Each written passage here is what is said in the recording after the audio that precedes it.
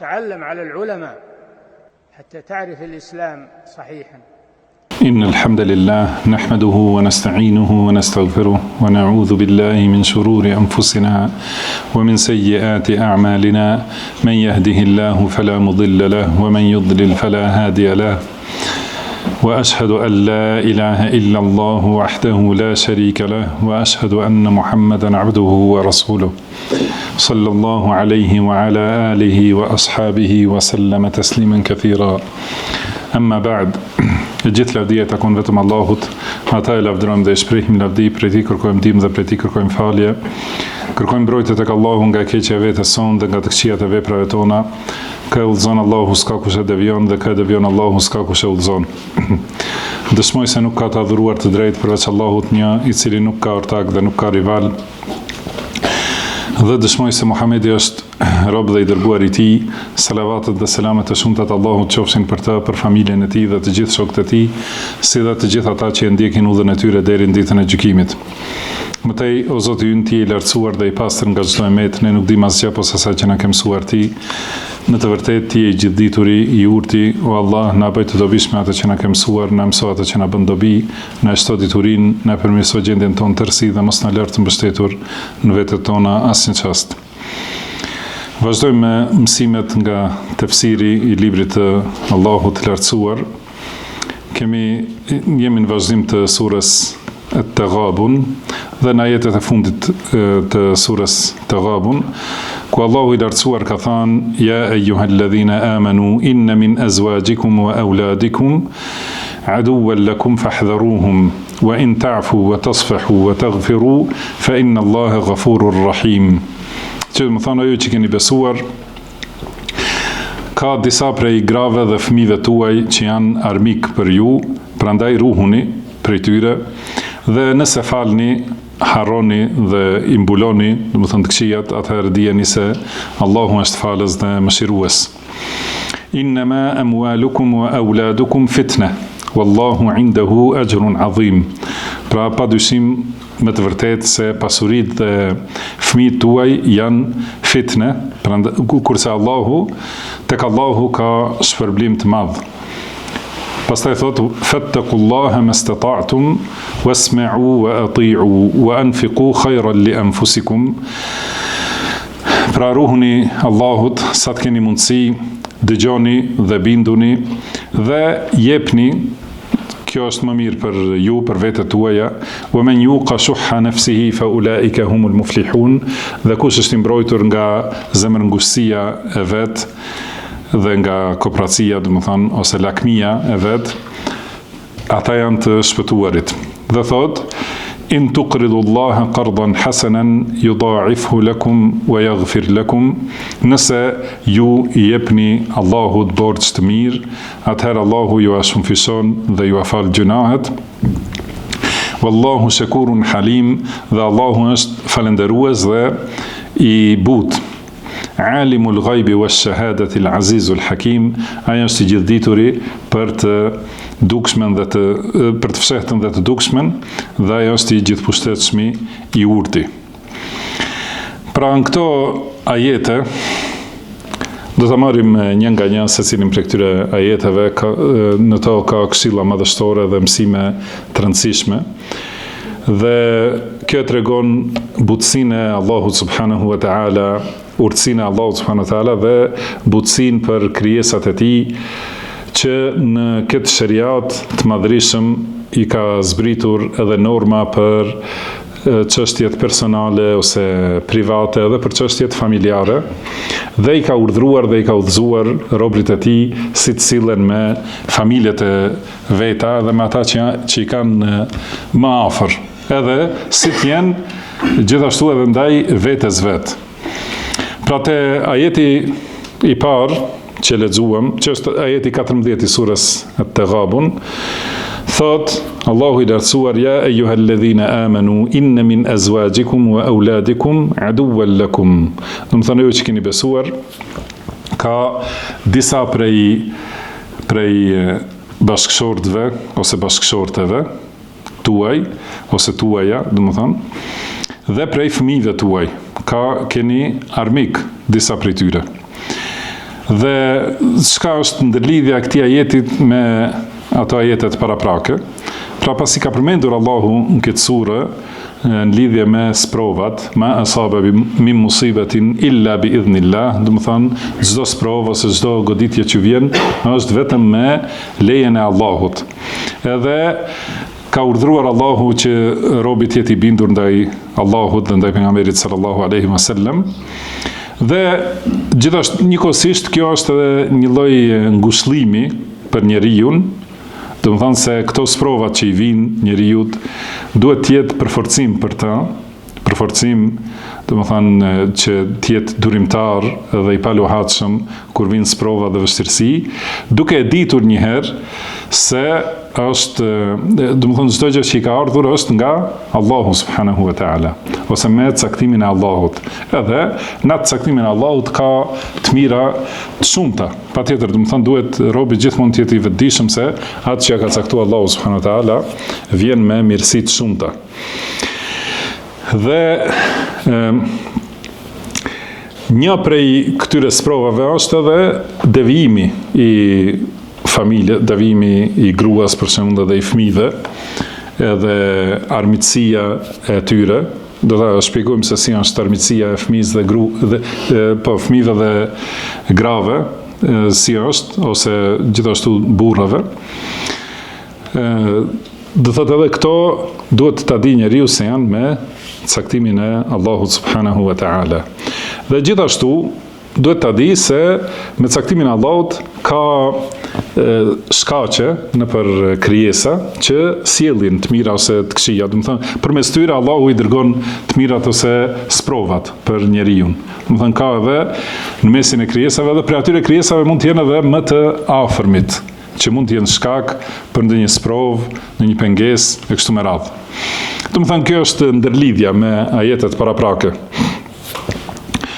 Por çka është qëllimi i këtyre fjalëve të lartësuara të Allahut Madhërisëm subhanahu wa taala?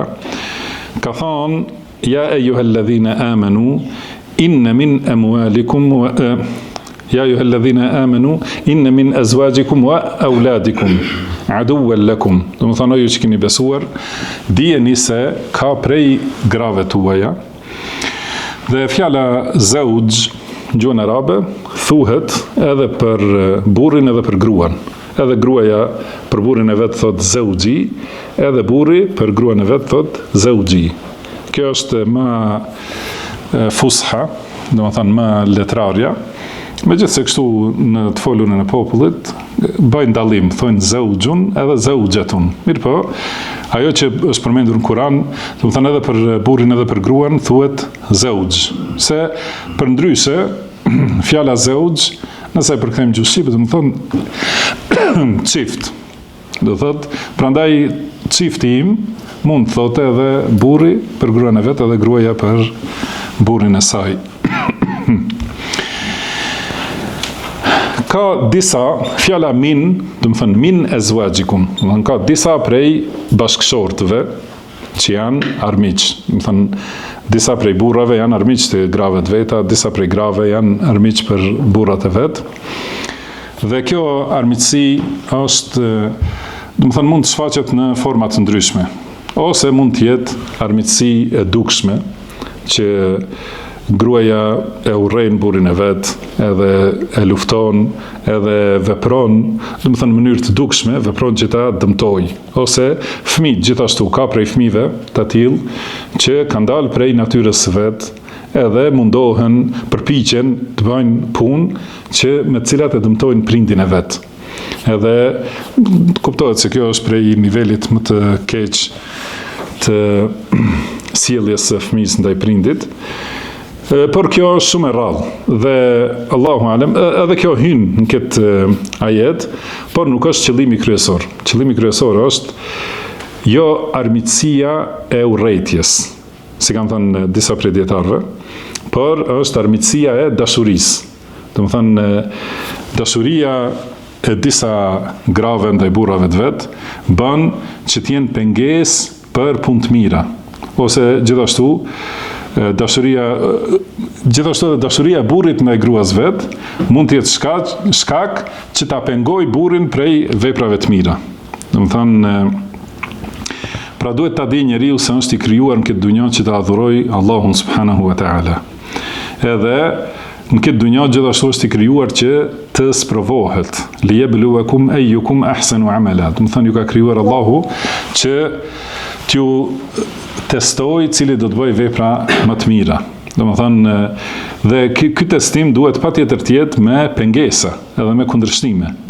Edhe një prej këtyre më të rrezikshmeve është kur bien në konflikt kërkesat e familjes me urdhrat dhe ato ndalimet e Allahut subhanahu wa taala. Atëherë, domethënë njeriu është në sprov.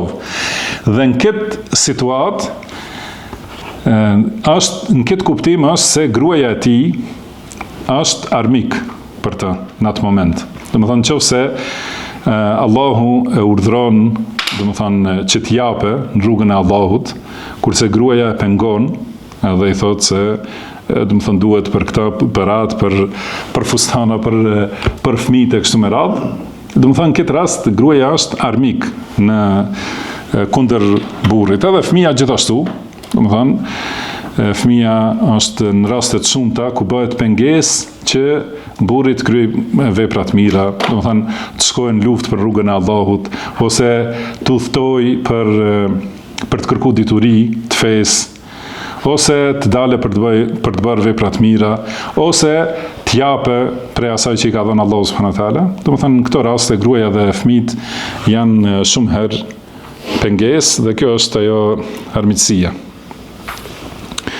Dhe prandaj Allahu ka thënë fahdharuhum, domethënë ruhuni prej tyre. Pra mos bini në këto dëmtime, mos bini në këto dëme,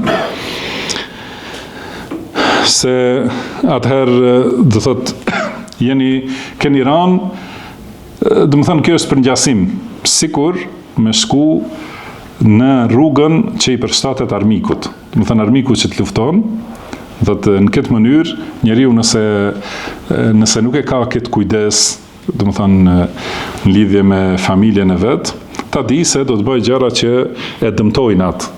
Dhe armiku, prandaj këtu është gjashpëria, se armiku punon, domethënë vetëm të sjellë dëm. Edhe në këtë rast, pra dashuria e gruas bëhet shkak që të dëmtohet njeriu edhe të largohet prej rrugës së Allahut subhanahu wa taala. Do thotë, pra kanë thënë disa prej dietarëve se armiqësia këtu nuk është armiqësi në vetvete, por është armiqësi për shkak të veprave. Dhe kur bashkëshorti ose bashkëshortja, thotë edhe një herë kjo vlen edhe për thotë paralajmërim edhe për burrin në krahasim me gruan, gjithashtu është paralajmërim edhe për gruan në krahasim me burrin. Edhe e kundërta është e vërtetë, domethënë ka shumë burra që në realitet janë armiq të grave të veta. Nëse Allahu i ka udhëzuar ato gra, edhe kërkojnë të ecin sipas ligjeve të Allahut në mbulesën për shembull ose në largimin prej përzierjes së ndaluar ose në vepra të tjera të mira, domethënë këta burra bëhen shkak për t'i penguar nga kjo rrugë. Edhe domethënë këto vepra, këto veprime janë pjesë armiqësisë, jo se në vetvete, pra mos vije dikush ta komentojë se burri dhe gruaja janë armiq. Edhe thonë disa, kjo është një fjalë te populli, se domethënë gruaja dhe burri janë armiq që flenë në një shtrat. Po kjo nuk është e vërtetë, sepse nuk është çdo herë. Domethënë vetë ky ajeti, si ka thënë Sheikhul Islam Ibn Taymiyyah rahimahullah, domethënë lit tab'id, do thotë është që tregon një pjesë që është më pak se sa shumica. Domethënë disa herë ndodh që gruaja ose burri, domethënë janë armik për njëri tjetrin. Dhe kjo si tham armiqësi që vjen nga veprat, të cilat burojnë nga dashuria, jo nga armiqësia domethënë fillestare. Dhe për këtë shkak ka thënë Allahu subhanahu wa taala Ja eyyuhalladhina amanu la tulhikum amwalukum wala auladukum an dhikrillah. Këta kemi komentu këtë ajet ma herët në surën El Munafiqun. Më thonëve që keni besuar, mos ju mashtrojnë ose mos ju bëjnë penges gratë dhe fëmijët nga përmendja e Allahut. Do të thënë mos jenë gratë dhe fëmijët penges që ta përmendni Allahun. Wa man yaf'al dhalika fa ulaika humul khasirun. Edhe kush e bën këtë, ata janë të humburit. Do të thënë nëse njeriu jepet pas afrimit dhe knatësisë me gruan dhe fëmijët e vet, edhe e le përmendjen e Allahut, edhe e le atë që ka obliguar Allahu, atëherë padyshim se është në humbje. Do të thënë kjo shkurtimisht është domethënia e kuptimit të armiqësisë së gruas dhe burrit që ndodh në ndonjë rast. Pra mos vi dikush që ta komentoj siç bëjnë disa prej xhallarëve me keqardhje të madhe, domethënë i marrin kështu ajetet edhe nuk e di, ndoshta problemi i tyre është se kanë probleme bashkëshortore, edhe i shajnë dhe i ofendojnë gratë, edhe dalin me një imazh sikur gjithë Islami është vetëm për t'i nënçmuar edhe për t'i luftuar gratë. Kjo nuk është e vërtetë. Edhe në rast konkret është një prej xhallarëve, ja kemi përmendur disa herë emrin, po nuk ka nevojë çdo herë përmend një domethënë bën keq përdorim të disa ajeteve ose ka keq kuptim. E përmend ajetin ku thot Allahu, domethënë përmendet fjala e Allahut aty, thot inna kaydakunna azim. Domethënë kurthat e grave janë shumë të mëdha. Edhe ky e përmend, e krahason me ajetin tjetër për shejtanin, ka thënë inna kayda shejtani kana dhaifa. Domethënë ose kurthi i shejtanit ose gracat e shejtanit janë të dobta. Kurse për gratë ka thënë janë shumë të mëdha. Dhe kjo nuk është e vërtetë, sepse këtu në surën Yusuf, Allahu subhanahu wa taala i tregon ndodhin. Dhe aty përmendet fjala e mosbesimtarit. Domethënë është një fjalë e mosbesimtarit në historinë e ndodhive të Jusufit alayhis salam. Ai mosbesimtari ka thënë innehu min kaydikunna inna kaydakunna azim. Domethënë kjo është gracka jote, domethënë ose gracka e grave, apo kurthi i grave, dhe kurthet e grave janë të mëdha. Kjo është transmetimi i fjalës, jo fjale Allahut subhanahu wa taala, domethënë për të urdhëruar për diçka ose me këtë kuptim. Kurse fjala e Jakubit alayhis salam, domethënë në të njëjtën sure, është për burrat se bëjnë domethënë kurthet mëdha. Se ka thënë la taqsus ru'yaka ala ikhwatika fayakidu laka kayda. Domethënë mos ia trego ëndrrën vëllezërve tuaj se do të bëjnë kurthe ose gracka të rënda. Domethënë përsëritja e masdarit arabisht fayakidu laka kaydan. Domethënë do të bëjnë kurth të madh ose të rënd. Edhe këtu domethënë nëse e marrim pra të gjitha janë transmetimet fjalëve të ndodhive. Fjala e transmetuar nga pejgamberi Allahut, Jakubi alayhi salatu wassalam, është se kurthet mëdha të rënda janë të burrave.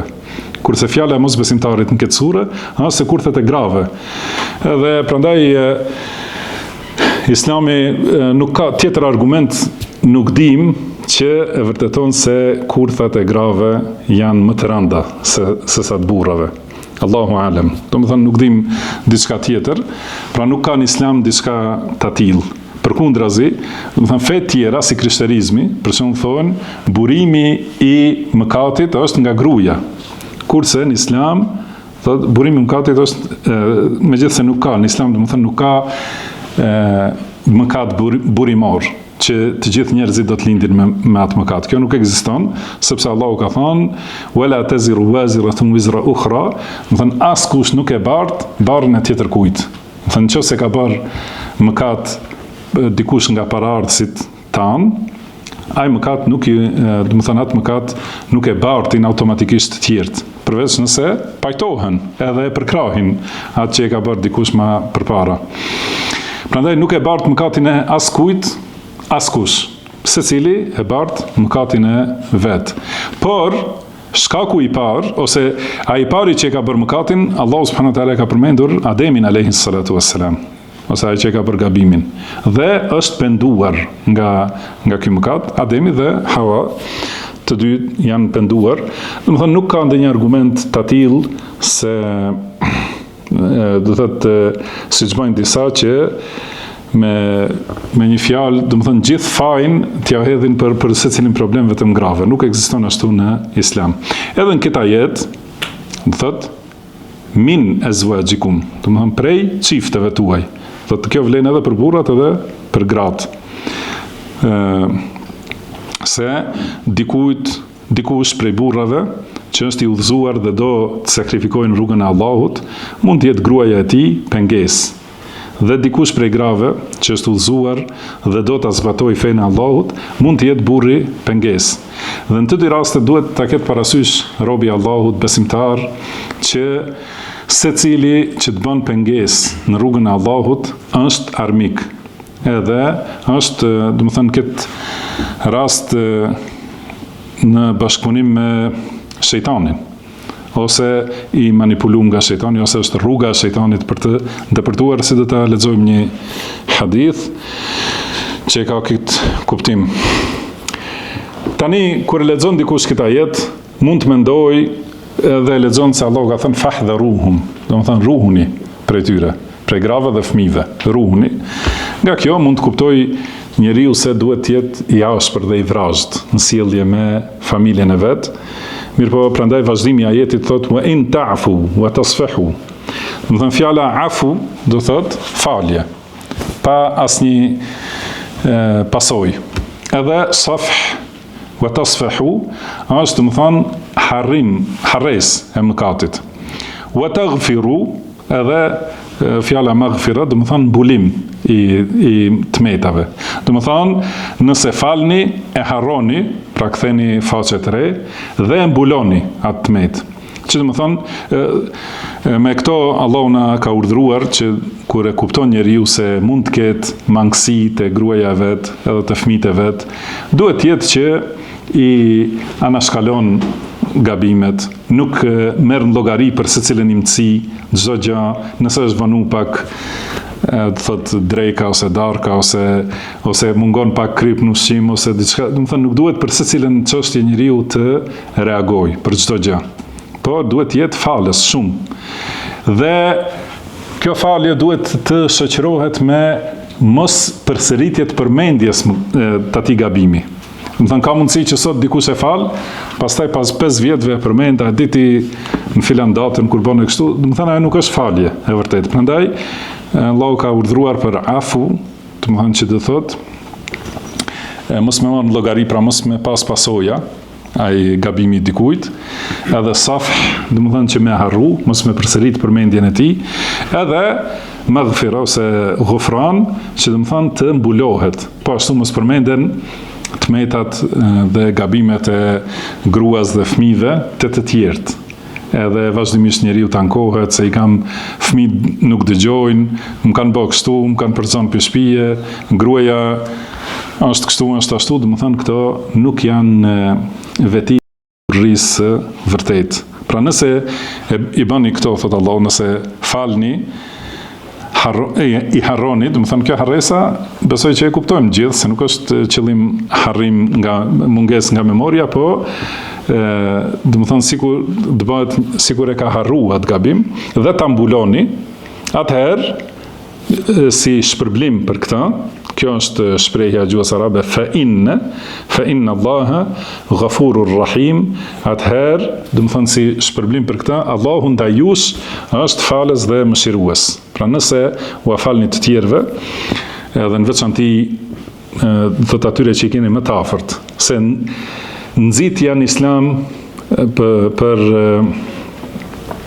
për vepra të mira ose për bamirësi fillon nga më të afërmit. Do të thonë bamirësia më e urdhëruar është bamirësia e ndaj familjes, gruas edhe fëmijëve, dhe ndaj prindërve, dhe pastaj ndaj fëmijëve. Kështu me radhë, do të thonë nga më i afërmi ka për të ka shpërblime më të mëdha. Kur njeriu është, do të thonë bamirës, edhe gjithashtu falës, atëherë fiton falën e Allahut. Dhe në përgjithësi ka thënë pejgamberi sallallahu alaihi wasallam, nëse u falni njerëzve, Allahu ja fal juve. Nëse kush ja mbulon vllajt vet një tmet, Allahu ja mbulon atij tmetat në ditën e gjykimit e kështu me radhë. Domethënë në argumente të shumta se shpërblimi për veprën është prej llojit të veprës. Por tek Allahu është e shumë fisuar. Nëse njeriu ja fal gabimin dikujt që ka bërë ndaj tij personalisht, ose tmetat në përgjithësi, domethënë ka mbyllje të syve për disa çështje, ose megjithëse mundohet njeriu, mundohet ta përmirësoj, duhet gjithmonë të mundohet ta përmirësoj gruan edhe fëmijët, mirë po prapë se prapë në shumë prej rasteve nuk do të dëgjojnë, edhe nuk do ta përmbushim kompletat që mundohesh ti ta arrish, por megjithatë njeriu duhet të jetë, domethënë si të ignoroj disa gabime, sikur nuk ishe, disa i anashkalon, disa e përsërit këshillën.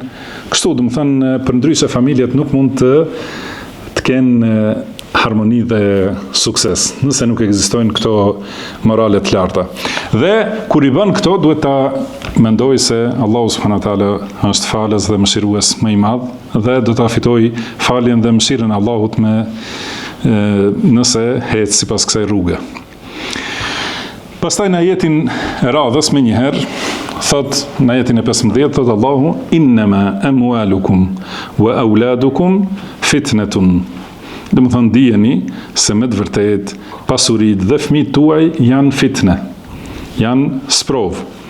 Wallahu indahu ajrun adhim, kurse tek Allahu ka shpërblimet mëdha. Edhe kjo ajet është nxitje për të bërë vepra të mira. Gjithashtu, njeriu duhet ta di se në dunja ka shumë gjëra që i pëlqen gruaja, i pëlqen fëmijët, i pëlqen pasuria, secili njeri e do pasurinë, por gjithmonë duhet ta ketë parasysh se ajo që është tek Allahu është më e madhe. Edhe shpërblimi i Allahut është më i madh dhe i pafundëm. Prandaj nëse kjo fjala fitne mund të ketë kuptim pozitiv dhe kuptim negativ. Si ka thënë Allahu, wa nablukum bish-sharri wal khairi fitne. Do të thënë ju sprovojmë, ju testojmë me të mira dhe me të këqija, si fitne. Do të thënë edhe e mira, edhe mirëqenia e jetës, edhe rritja e pasurisë, edhe udhëzimi i fëmijëve, bukuria e fëmijëve, do të thënë bukuria e gruas, respektimi i gruas, do të thënë gjitha ato janë diçka që tërheq në dunja. Edhe mund të jetë fitne, do të thënë e mirë, edhe mund të jetë fitne që njeriu ne largon nga rruga e Allahut subhanahu wa taala. Edhe prandaj ka njerëz që edhe binë në harame për shkak të kësaj fitne, ose nuk i kryejnë obligimet, do të thonë për shkak të angazhimit me familjen dhe pasurinë. Si ka thënë Allahu subhanahu wa taala, alhaakumut takathur. Do të thonë ju ka mashtruar dhe ju ka çorientuar, do të thonë garimi për shtimin e pasurive dhe fëmijëve, shtëpiave, takathur, do të thonë garimi për të shtuar, do të thënë të mirat e dunjas, për të shtuar fëmijë, për të shtuar pasuri, për të shtuar patundshmëri, do të thënë për të shtuar makina, shembull, për të shtuar shoqëri ose pozit, do të thënë gjithë garojnë për këtë. Dhe kjo i ka mashtru njerëzit, i ka largu nga realiteti, që është se janë të krijuar për të adhuruar Allahun, hatta zurtumul maqabir, do të thënë edhe kështu vazhdoni derisa të vini te varret. Edhe atëherë njeriu e sheh realitetin se ajo gara që e ka bërë në dunjë, do të thënë nuk ka qenë për ndonjë përfitim. Nga Burejda radhiyallahu anhu transmetohet se ka thënë kana an-nabiu sallallahu alaihi wasallam yakhutub. Do të thënë ta kuptojmë këtë ajet, çka do të thonë sipas sunetit pejgamberit sallallahu alaihi wasallam. Pra innama amwalukum wa auladukum fitna. Pra pasurit dhe fëmijët janë fitne për ju. Ka qenë pejgamberi sallallahu alaihi wasallam në khutbë. Edhe kanë ardhur nipat e pejgamberit sallallahu alaihi wasallam Hasan dhe Husein radhiyallahu anhuma dhe thot kanë pasur të veshura këmisha të kuqe të dy. Domethënë nga një këmishë të kuqe, edhe kanë vrapuar në për xhami dhe janë rrëzuar, domethënë i kanë zënë këmbët te këmisha, pasi kjo këmishë quhet ajo që vishet nga koka dhe është deri afër fundit të këmbëve. Edhe kanë zënë te këmisha, janë rrëzuar kështu me radhë, edhe kanë luajtur në për xhami.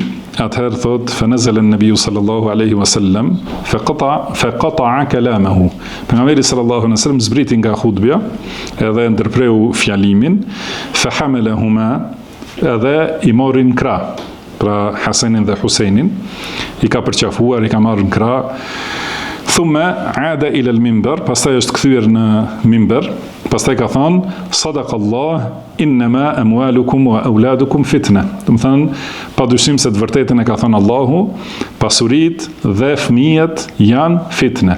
Do të thënë ky është kuptimi i fitnes, pra sipas pejgamberit sallallahu alaihi wasallam, do të thënë që tërheqin edhe shkaktojnë që ti duash edhe të kesh kujdes për ta. Ka thënë ra'aytu hadhaini ya'thurani fi qamisayhima. I pas këta duke si i zon këmbët te këmishat e tyre. Falam asbir hatta qata'tu kalami fahamaltuhuma. Edhe nuk mund ta duroj pa e ndërprej do thot fjalimin, hutbën, edhe ti përqafoj. Gjithashtu nga Ka'b ibn Iyad radhiyallahu anhu transmetohet se ka thënë, kam dëgjuar pejgamberin sallallahu alaihi wasallam duke thënë inna li kulli ummatin fitnatan wa fitnatu ummati al-mal. Ka thënë secili ummet ka nga një fitne, dhe fitnja e ummetit tim është pasuria. Nga Abu Sa'id al-Khudri radhiyallahu anhu është transmetuar se pejgamberi sallallahu alaihi wasallam ka thënë inna ad-dunya hulwatun khadira. Do të thënë kjo botë është e ëmbël dhe e gjelbërt. Dhe të fjala e ëmbël, do të thonë se është ka kënaqësi të cilat e tërheqin njeriu.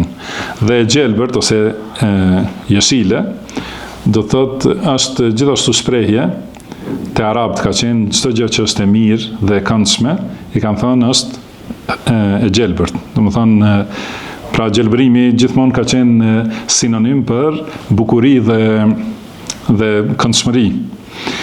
Gjithashtu edhe çdo gjë e gjelbërt shumë shpejt shkatrohet. Edhe kjo është prej kuptimeve të, do të thënë, këtë hadith që e përshkruan dunjan, këtë botë, se është e ëmbël, e këndshme dhe e gjelbërt. Se shumë shpejt ajo gjelbëria ose gjelbrimi thahet edhe shkatrohet.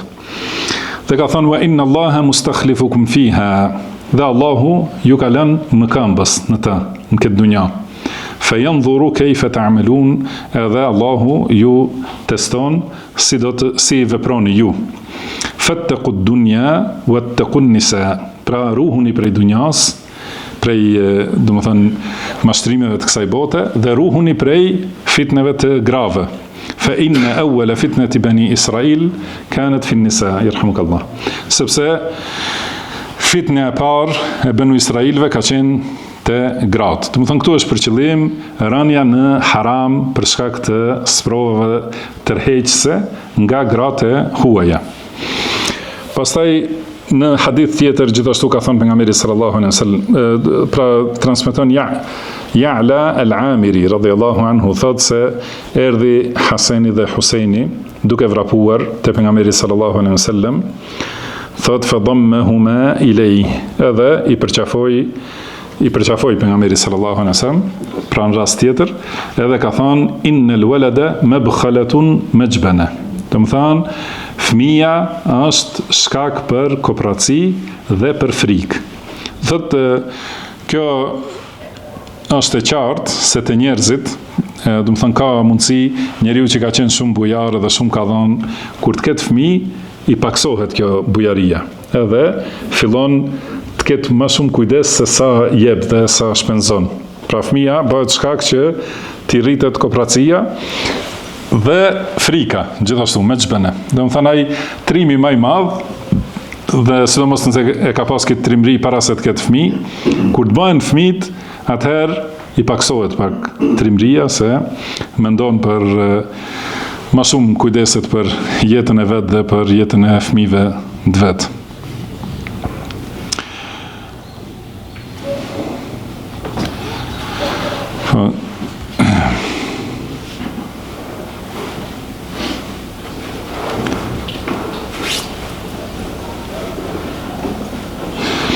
Mirë.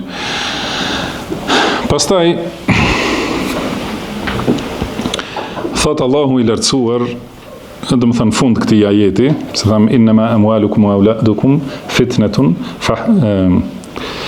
inma amwalukum wa auladukum fitna wallahu indahu ajrun azim. Kurse tek Allahu ka shpërblime të mëdha, do të thonë se mos u mashtroni me të mirat e dunjas, por veproni për t'i arritur shpërblimet e Allahut subhanahu wa ta'ala. Dhe në ajetin e ardhshëm, në ajetin vijues, ajeti 16, ka thënë Allahu, fattaqullaha mastata'tum wasma'u wa ati'u. Do thënë, ruhuni Allahut sa të keni mundësi dhe dëgjoni dhe binduni. Wa anfiqu khayran li anfusikum. Do thënë dhe jepni, se kjo është më mirë për vetë ju. Fattakullah, kemi përmendur tjera herë se përkthimi më adekuat, wallahu a'lam, është ruajtje. Taqwa, do të thonë ruajtje. Pra ittaqullah, ruhuni Allahut. Edhe kush ka mundësi me më shpjegu ose definicionin e taqwas? E di dikush? Ruajtje nga dënimi i Allahut me dritë. Po. Kjo është sahih. Tjetër? Bërja veprave me drejtën e Allahut për shpërblimin e Allahut. Po, kjo është gjithashtu do të thënë e njëjta. Po kuptimi, do të thënë, çka do të thënë takwa? Çka do të thotë? Çka do të thënë me rujt Allahut? Frikë, respekt Allahut. Nuk është vetëm frikë. Frika është, po, ma dhe diçka tjetër. Si? Nevojt Allahut për si mi rujt Allahut. Çka do të thonë mi rujt? Më largu. Mirë, krejt po dini ka një pjesë, por qëllimi, do të thënë komplet, besoj se keni dëgjuar. Taqwa, do të thënë an taj'ala bainaka wa bain Allahi wiqaya. Do të thënë të bësh mes teje ose mes teje dhe Allahut apo mes teje dhe dënimit të Allahut, të bësh mburoj. Kjo është wiqaya, do të thënë mburoj. Si është kjo mburoja mes teje dhe dënimit të Allahut? Duke i vepru urdhrat edhe duke largu prej ndalesave. Kjo është ose definicioni më i plot që ka dhënë një prej tabinëve është, do të thënë, ti kryesh urdhrat e Allahut me dritë nga Allahu, duke shpresuar shpërblimin e Allahut. Apo, pra ti kryesh urdhrat e Allahut me dritë nga Allahu, duke shpresuar shpërblimin e Allahut. Dhe të largohesh nga ndalimet e Allahut me dritë nga Allahu, duke u friksuar prej dënimit të tij. Do të thënë, pra takwa nuk është vetëm frikë, por takwa është zbatimi plot i fesë. Do të thënë, veprim i veprave sipas asaj që e ka shpall Allahu subhanahu wa taala, duke pas shpresë të shpërblimi i Allahut. Pra, njëherë përmendet shpresa, edhe gjithashtu të largohesh prej asaj që ka ndaluar Allahu, gjithashtu me dituri, me argument nga Kurani dhe Suneti, me dritë nga Allahu, edhe duke u friksu prej dënimit të Allahut. Pra, frika është një pjesë takwas, wallahu a'lam. Prandaj thot wattaqullah, pra ruhuni Allahu, fattaqullaha, ruhuni Allahut, që do të thonë ecni në rrugën e Allahut. Bani ato që ka urdhëruar Allahu dhe largoni nga ajo që ju ka ndaluar Allahu, me shpresë në shpërblimin e Allahut dhe me frikë nga dënimi i Allahut. Mastata'tum, do të thonë sa keni mundësi, mastata'tum. Do të thonë sa keni mundësi, sepse Allahu nuk e ngarkon askënd për te mundësive që i ka. La yukallifu Allahu nafsan illa wus'aha. Do të thënë Allahu nuk e ngarkon askënd përtej mundësisë që ka. Gjithashtu ka thënë Allahu, pra se nuk e ngarkon atë askënd illa ma ataha, përveç çka i ka dhënë. Pra atë mundësi që ja ka dhënë Allahu, për këtë e ngarkon edhe mundësi fizike, për shembull, edhe pasuri, sa i ka dhënë aq e ka ngarkimin, nuk ka dikush ngarkim përtej mundësive ose përtej asaj që e posedon. Pra thot Allahu, walladhina amanu wa amilu salihati la nukallifu nafsan illa wus'aha. Pra ata që besojnë dhe bëjnë vepra të mira, dhe pastaj thot, ne nuk e ngarkojmë askënd përtej mundësive që i ka. Ulaike ashabul jannati hum fiha khalidun. Domethënë ata janë banorë të xhenetit, ata të cilët besojnë dhe bëjnë vepra të mira, janë banorë të xhenetit dhe aty janë përgjithmonë. Këtë duhet gjithmonë njeriu ta ketë parasysh se duhet ti friksohet Allahut dhe të shpresojë tek Allahu dhe të ruhet prej dënimit të Allahut. Me maksimumin e mundësive që i ka. Ka thënë pejgamberi sallallahu alaihi wasallam, "Da'uni ma taraktukum." Do të thënë mos u merrni me ato që un i kam lënë. Do tani çka do thotë kjo "Da'uni ma taraktukum"?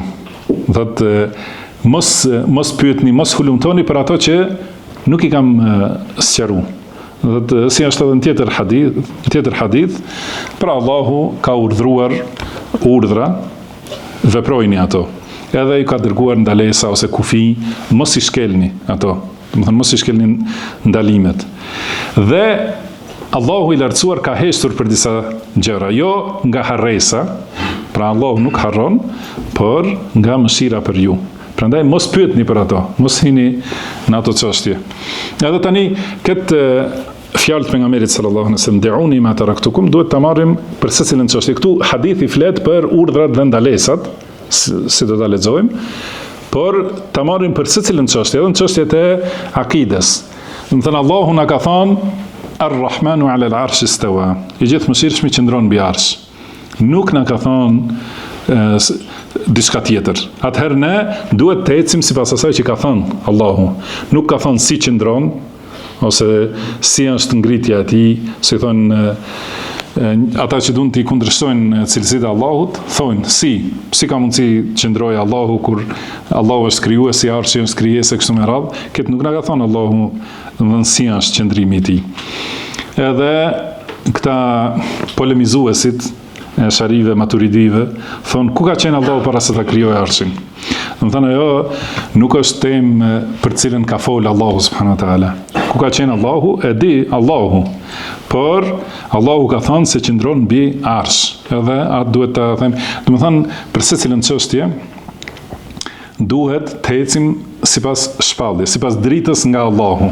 Kurse çdo gjë tjetër, do të thënë ta lëm, atë që për cilën nuk ka folë Allahu ose pejgamberi sallallahu alaihi wasallam nuk flasim, sepse pra në këtë hadith thot pejgamberi sallallahu alaihi wasallam, "Innama halaka man kana qablakum bi su'alihim wa ikhtilafihim ala anbiya'ihim." Se popujt para jush janë shkatruar, si janë shkatruar, do të thënë kanë devijuar dhe kanë dalë në fe tjetër, kanë dalë, do të thënë në fe pagane, shirke kështu me radhë. Pse janë shkatruar? Sepse kanë pyetur shumë për ato punë për cilat s'ka shpallje. Do të thënë pyet për çështje që nuk janë përgjegjësia jote. Wa ikhtilafihim ala anbiya'ihim, edhe pse i kanë kundërshtuar pejgamberët e tyre. Do të thënë ky është shkaku i devimit të tyre. Dhe këtu është tani urdhri pejgamberit sallallahu alaihi wasallam, thotë fa idha nahaytukum an shay'in fajtanibuhu. Kur t'ju ndaloj diçka, largohuni asaj që ja kam ndaluar, domethënë. Wa idha amartukum bi amrin fa'tu minhu mastata'tum. Kur t'ju urdhroj diçka, atëherë bëjeni atë sa keni mundësi. Domethënë te ndalesa nuk e ka përmendur sa keni mundësi, sepse ndalesa është vetëm braktisje. Domethënë, nëse Allahu ta ka ndaluar alkoolin, domethënë vetëm duhet ti largohesh. Edhe nuk ka aty nuk ka ngarkim me ndonjë mundësi, nuk duhet me pagu, do thotë, ose ndonjë mund për ta mund fizik, do të thënë për ta arritur deri te largimi nga alkooli, shembull. Kurse për urdhrat, duhet angazhim, ose duhet shpenzim. Do të thonë ose angazhim fizik, ose shpenzim. Atëherë ka thonë bëheni sa keni mundësi, sipas mundësive që janë. Pra edhe kjo na e shpjegon gjithë fenë, kjo fjalë fattaqullaha mastata'tum. Do të thonë ruhuni Allahut sa të keni mundësi.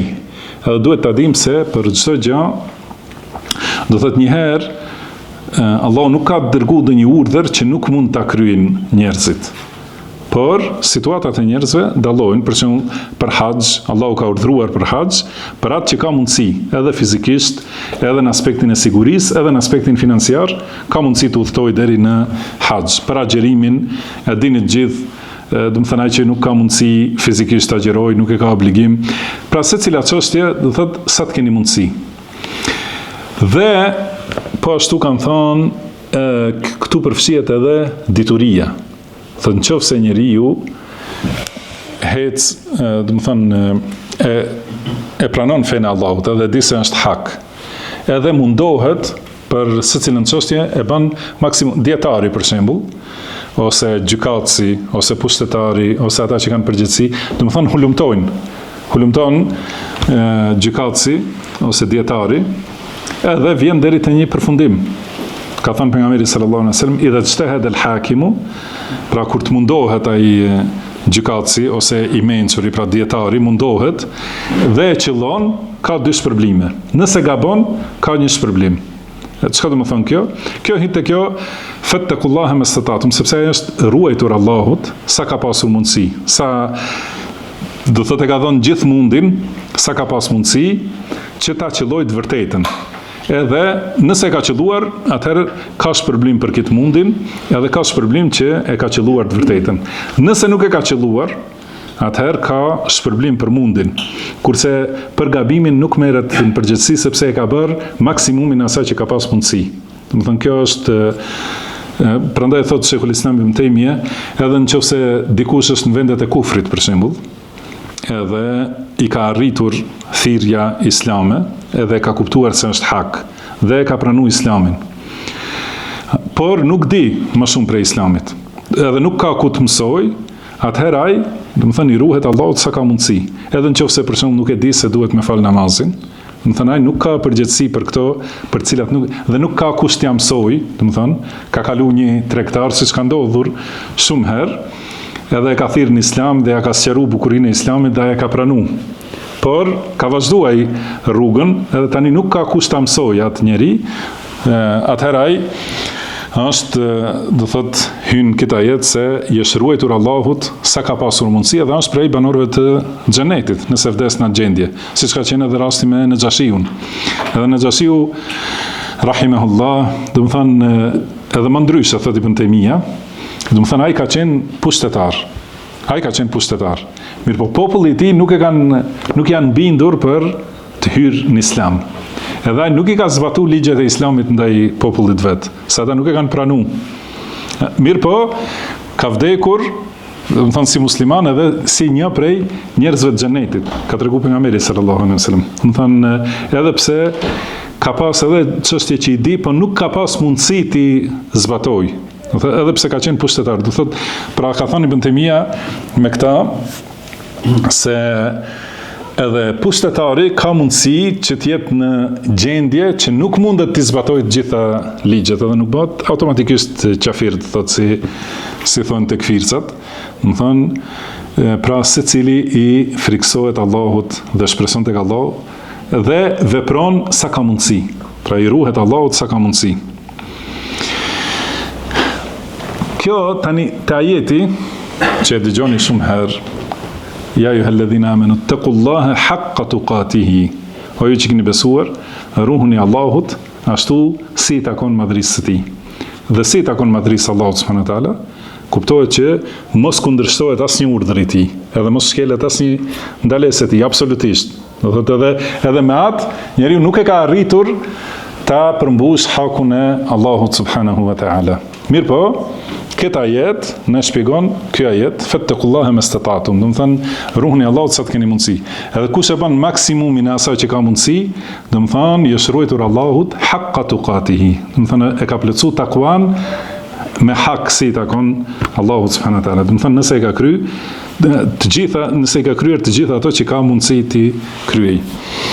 Dhe në vazhdim të ajetit thot wasma'u wa ati'u. Do të thonë dëgjoni dhe binduni.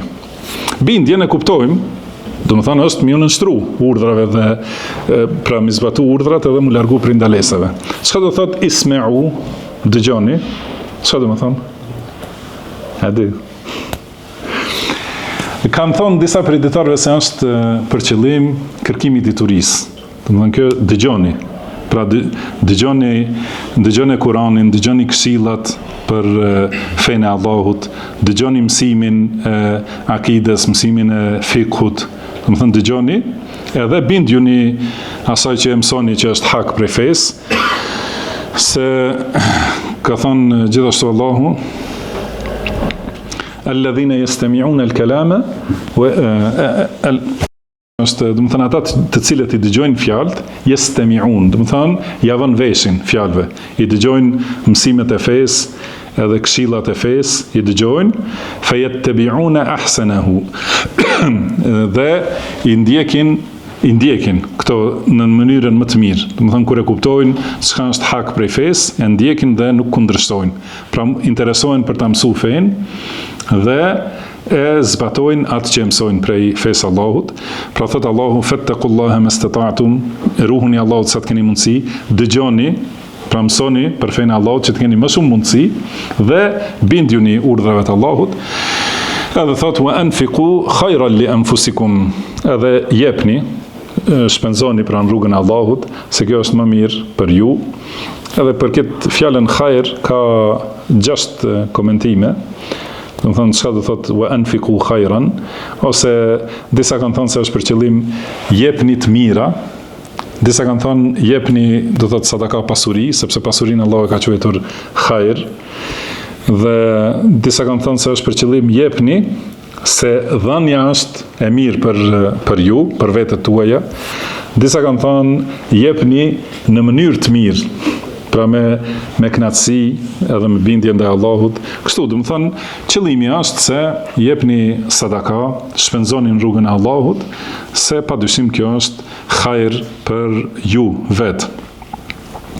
Wa man yuqa shuhha nafsihi fa ulaika humul muflihun, dhe ata të cilët janë të mbrojtur nga zemërngustia ose nga lakmia.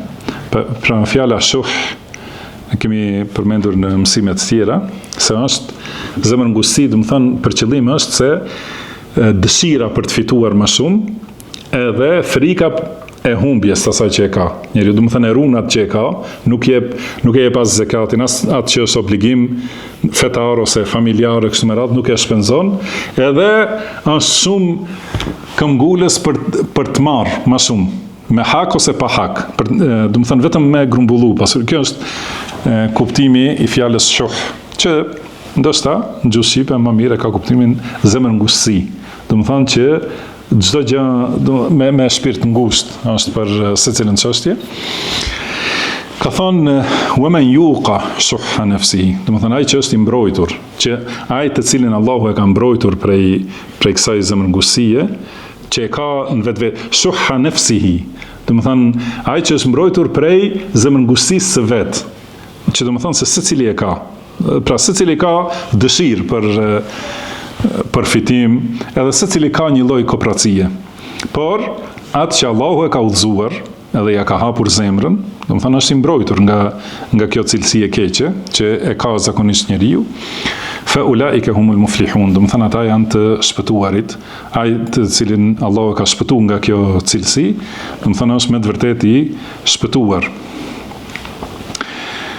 Ka thonë pejgamberi sallallahu alaihi wasallam ittaqu shuh, pra ruhuni prej zemërngushtësisë, fa inna shuhha ahlaka man kana qablakum, sepse ajo zemërngushtësia ose lakmia i ka shkatruar ata që ishin para jush, hamalahum ala an safaku dima'ahum wastahallu maharimahum.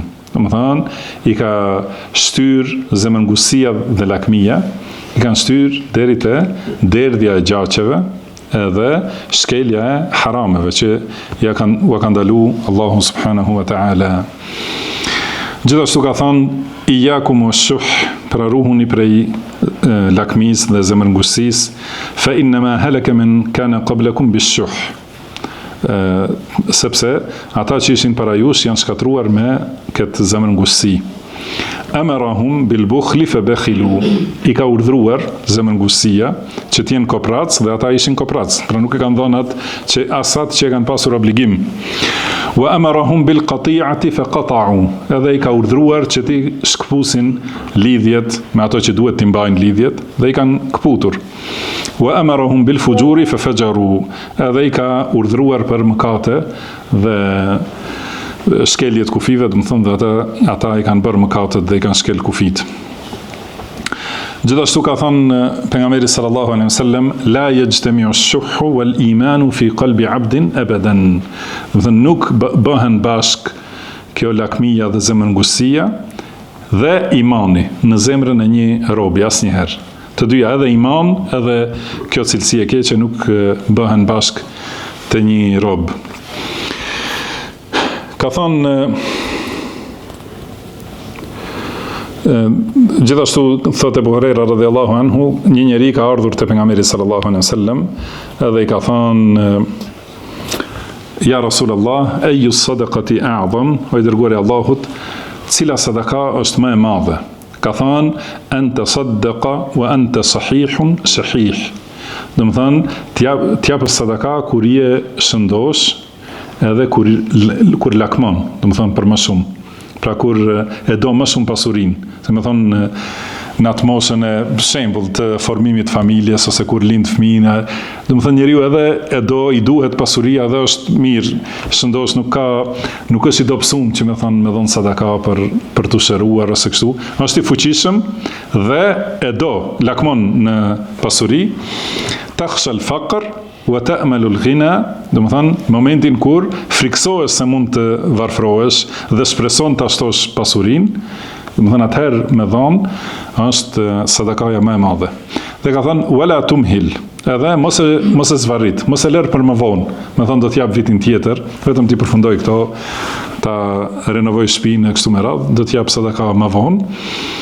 Se duke e shtyr, thot hatta idha balaghatil hulqum, derisa të vijë shpirti në fyt, do të thonë para vdekjes, atëherë kemi përmendur në ajetet të tjera se si dëshiron njeriu atëherë të kthehet dhe të japë sadaka dhe të jetë i mirë.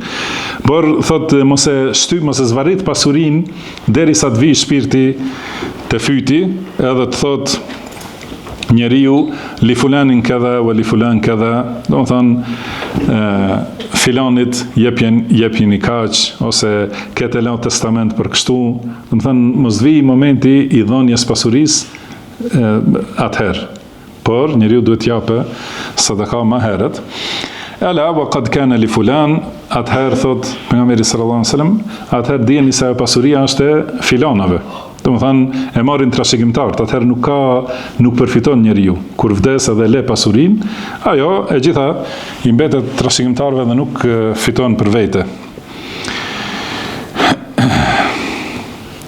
Pastaj në ajetin vijues ka thënë Allahu i lartësuar, in tuqridu Allaha qardan hasanan yudha'ifhu lakum, pra thot nëse jepni borxh Allahut, pra fjala qard do më thonë borxh, dhe është për qëllim që do ta shpjegojmë si është qëllimi, do më thonë shumë qartë nga hadithet kuptohet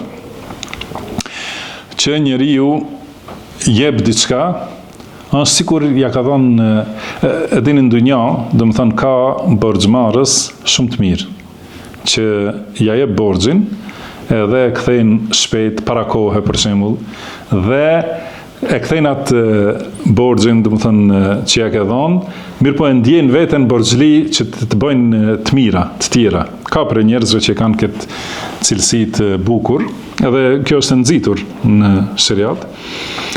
Dhe me Allahun nuk krahasohet askush. Allahu subhanahu wa taala është, do të thonë, më bujari, prandaj nëse njeriu jep për hir të Allahut, do të thonë sikur ti ke dhënë borxh Allahut. Atëherë çfarë shpërblimi edhe sa kthim do të prej sa njeri që i ka dhënë borxh Allahut subhanahu wa taala.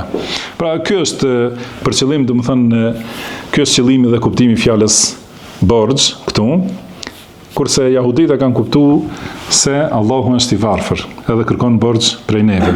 Edhe kanë thonë ata kanë thonë jahudit, Allahu është i varfër dhe ne jemi të pasur. Se Allahu do të thonë kërkon borxh prej nesh, kurse elhamdulillahi ala ni'metil islam, falenderojmë Allahun që na ka dhuru këtë dhunti të islamit, se kuptojmë që Allahu nuk ka nevojë për asnjë gjë prej robërve të tij. As nuk ka nevojë për adhurimin, as për sejdën, as për dhikrin, as për duan e robërve, as për dhënien e sadakave. Pra Allahu subhanahu wa taala nuk është nevojtar. Por ka thënë, e ka shprehur Allahu në këtë mënyrë, do të thonë se Allahu e merr obligim për vete që t'ia kthej atij që jep, do të thonë t'ia kthej me shumë fish. Prandaj ka thënë yudha'ifhu lakum. Atëherë Allahu ju shumë fishon. Kush i jep Allahut borxh, do të thonë jep sadaka në rrugën e Allahut, sikur mi dhon Allahut borxh. Si ka thënë pejgamberi sallallahu alaihi wasallam, ma tasaddaqa ahadun bi sadaqatin min tayyibin. Do të thonë secili që jep sadaka prej pasurisë së pastër, wala yaqbalu Allahu illa at-tayyib. Kurse Allahu e pranon vetëm të pastërtën. Do të thonë ai që e ka pasurinë e pastër jo me haram dhe jep sadaka në rrugt të Allahut, illa akhadhaha ar-Rahmanu bi yaminihi. Atë sadaka e merr i gjithëmëshirshmi me të djathtën e tij, wa in kanat tamra, edhe nëse është një hurm. Pra e merr Allahu subhanahu wa taala, fatarbu fi kaffi ar-Rahmani hatta takuna a'zama min al-jabal. Edhe kjo një hurm, do të thonë rritet në dorën e Allahut sa që bëhet më e madhe se një mal. Kama yurabbi ahadukum fuluwahu aw fasilahu. Siç mundoheni ta rritni, ta kultivoni mazin ose viçin, do të thonë kur i lind viçi, do të thonë mundohet njeriu ta rrisë edhe ta kultivojë, do të thonë që të bëhet më i madh dhe më dobiprurës. Pra, Allahu subhanahu wa taala e merr sadakan e robit të tij, edhe e rrit, e shumëfishon, edhe e zmadhon, saqë një hurm bëhet më e madhe se një kodër. Edhe e merr shpërblimin shumë herë, si ka thënë pejgamberi sallallahu alaihi wasallam, 10 fish deri në 700 herë më shumë, ose më shumë sado Allahu subhanahu wa taala. Si ka thënë Allahu, mathalu alladhina yunfiquna amwalahum fi sabilillahi kamathali habatin, do të thonë shembulli i atyre që e japin pasurinë në rrugën e Allahut është si shembulli i një kokre, një fare, ambatat 7 sanabil, e cila ka mbir, do të thonë 7 kallinj, fi kulli sumbulatin 100 habba, edhe secili kalli ka nga 100 kokra. Wallahu yudha'ifu liman yasha, dhe Allahu ja shumëfishon kujt të dojë, do të thonë edhe më shumë. Wallahu wasi'un alim, dhe Allahu është i gjerë dhe i gjithdijshëm. Dhe ka thonë pashtu në ajet tjetër, man dha alladhi yuqridu Allaha qardan hasanan fayudha'ifahu lahu ad'afan kathira. Domthon kushdo që t'i japë borxh Allahut në mënyrë të mirë dhe Allahu t'ia shumëfishojë atë në shumëfishime të shumta. Po ashtu ka thënë pejgamberi sallallahu alaihi wasallam, innaka lan tunfiqa nafaqatan tabtaghi biha wajha Allahi illa ujirta 'alayha hatta ma taj'alu fi fami imra'atik. Do të thonë çdo sadaka që e jep, me të cilën e kërkon ti fytyrën e Allahut, do të marrësh shpërblim për ta. Nuk humb, do të thonë shpërblimi asnjëherë te Allahu. Madje edhe kafshata që e vë në gojen e gruas tënde, do të thonë edhe ajo është sadaka dhe me atë duhet ta kesh qëllim fytyrën e Allahut subhanahu wa taala. Edhe ka thonë pra në këtë ajet, yudha'ifhu lakum, pra Allahu ju shumëfishon, wa yaghfir lakum, edhe ju afal gjunahet. Pra sadakaja është shkak për faljen e gjunaheve, si ka thonë pejgamberi sallallahu alaihi wasallam, was sadaqatu tudfi'u al-khati'a. Domethënë sadakaja e shuan gabimin ose mëkatin, siç e shuan uji zjarrin. Edhe ose ka tjetër hadith se sadakaja e shuan zemrimin e Allahut subhanahu wa taala. Domethënë kur njeriu bën mëkate, e shkakton zemrimin e Allahut, me sadaka i fshin ato mëkatet edhe i mbulon dhe e fiton kënaqësinë e Allahut subhanahu wa taala. Dhe thot Allahu, wallahu shakurun halim. Domethënë, shiko, Allahu ju asumfison shpërblimin dhe ju afal gjunahet. Dhe Allahu është falënderues dhe halim. Shakur, domethënë mirënjohës, që domethënë se edhe për një vepër të vogël Allahu jep shumë shpërblim. Edhe një vepër të vogël edhe dobët Allahu e pranon. Kjo është kuptimi i emrit shakur. Domethënë edhe për diçka të vogël, edhe për një sadaka të vogël, Allahu jep shpërblime të mëdha. Domethënë është mirënjohës dhe halim, domethënë se nuk nxiton t'ju asjell dënimin. Pra Allahu ju jep afat që të përmirësoheni, të bëni teube, ose të kërkoni istighfar, ose të bëni vepra të mira që t'i fshini me ato vepra të këqija. Domethënë, ky është kuptimi i këtyre dy emrave të Allahut, se Allahu është falënderues ose mirënjohës dhe i butë, apo nuk e nxiton dënimin. Pra si ma përpara në jetë, ka thënë yudha'ifhu lakum wa yaghfir lakum. Ju asumfison shpërblimet dhe ju afal mëkatet. Dhe Allahu është falënderues dhe jo nxitues në dënim. Dhe në ajetin e fundit ka thënë alimul ghaibi wash-shahada, al-azizul hakim. Allahu është i gjithdijshëm për të fshehtën, për atë që është e fshehtë për krijesat, edhe atë që është shahada, domethënë e dukshme për krijesat. Pra çdo gjë ka shumë punë që janë ghaib për krijesat, nuk mund t'i dinë, ose që janë që s'mund t'i di askush prej krijesave, ose që janë ghaib i pjesshëm. Dhe një krijesë e di, dhe një nuk e di. Ose gjithashtu në një moment nuk e di krijesa një gjë, në një moment mund t'i zbulohet. Kurse tek Allahu subhanahu wa taala nuk ka ghaib, nuk ka të fshehtë asgjë. Dhe çdo gjë është tek Allahu e dukshme. Pra Allahu e di atë që është për ju e fshehtë edhe atë që është e dukshme, dhe Allahu është El-Aziz, domethënë i gjithëpushtetshëm. Askush nuk mund ta mposht pushtetin e tij. El-Hakim, që është i urtë, domethënë që vepron në pushtetin e tij me urtësi dhe me mëshirë. Nuk vepron, domethënë vetëm në bazë të fuqisë dhe pushtetit absolut që e ka ai subhanahu wa ta'ala.